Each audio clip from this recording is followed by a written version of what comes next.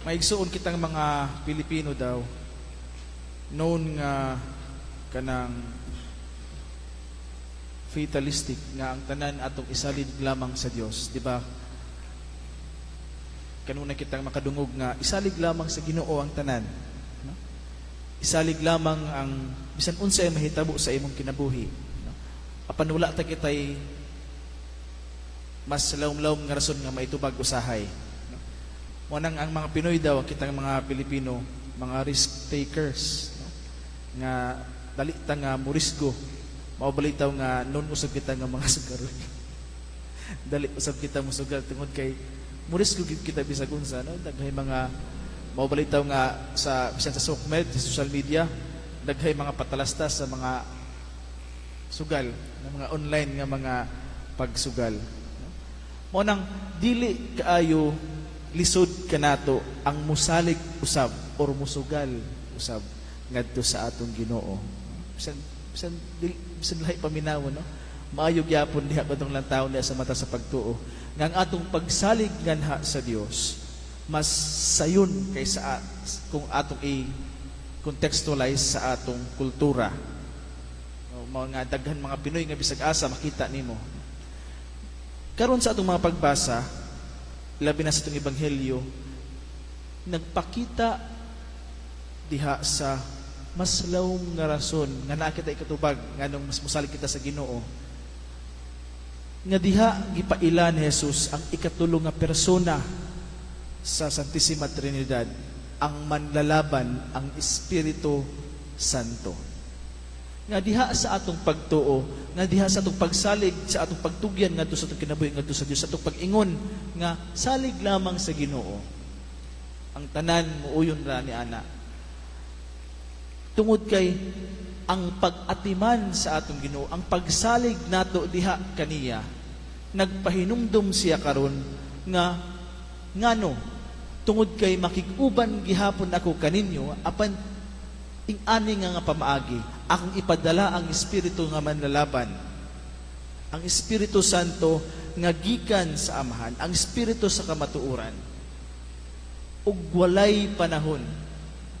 Ayaw ninyo batia nga walay nga naay panahon nga wala ako mag-uban kaninyo kay tungod niini, tungod sa pagpadala nako sa Espiritu Santo, ako kanunay makig-uban kaninyo, di ba? Ingon siya nga kay kamu uban man kanako sukad pa sa sinugdan. Ug to be reminded nga ing-ani ang pag-atiman, ing-ani ang pag-uban kanato sa Dios. Ingon si Jesus, ako kining buhaton, ako kining gisulti kaninyo aron kamo dili maluya sa inyong pagtuo. Nga ang Espiritu Santo pinaagi ni ana maoy kanunay magpahinumdum kanato sa presensya sa Dios kanato kanunay nga dili kita maluya, nga sa panahon sa mga problema, sa panahon sa mga kalisod, ang Ginoong Dios nag-uban kanato. Ang Kristiyano dili magampo nga lagi kaduna itong madunggan nga mawala kining mga problema kay dili magindi mawala nga mga problema sa atong kinabuhi. Ang dili makapaluya kanato ang kamatuoran nga siya kanunay nag-uban kanato luyo ni ining tanan. Ang pagkasaksi sa kamatuoran sa Dios mao ang paglaom bisan sa panahon nga daw walay paglaom. Sa paglantaw sa kahayag sa panahon sa kangitngit. Sa paglantaw sa kanunay pagsalig nganha sa Dios sa bisan kung unsa man ang mahitabo. Mga igsuon diha sa atong pagsalig nganha sa atong Ginoong Dios, diha sa pagsalig diha sa ikatulong nga persona sa Santissima Trinidad nga mao ang Espiritu Santo, gitawag usab kita sa pagkaable sa atong kaugalingon, sa pag-abi-abi sa kung unsa man ang kabubut-on sa Dios alang kanato, sa pagdawat sa kung unsa man ang mensahe sa Dios diha sa atong kinabuhi. Sama sa atong unang pagbasa kang Lydia, dili ni si Ma'am Lydia, kang Lydia nga taga Tiatira nga namaligig panapton nga dagtong pula, nga siya nag-abli sa iyang kasing-kasing aron pagdawat sa mensahe ni Pablo. Ang mensahe ni Pablo nga ang Ginoong Dios na banhaw, ang mensahe ni Pablo nga naay kalauman sa katapusan. Ang mensahe ni Pablo nga ang tanan atong isalig ngadto sa atong Ginoong Dios.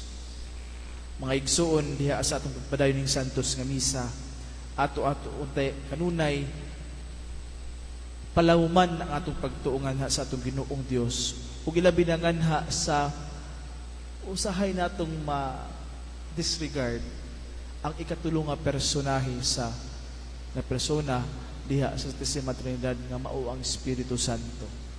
Ang Espiritu Santo nga maoy manlalaban kanato. Ato unta usab kita lantawon diha sa atong pagtuo ang kining maong kapatuoran nga siya kanunay nag-uban kanato. Ilabi na diha sa pagpadala sa Espiritu nga manlalaban.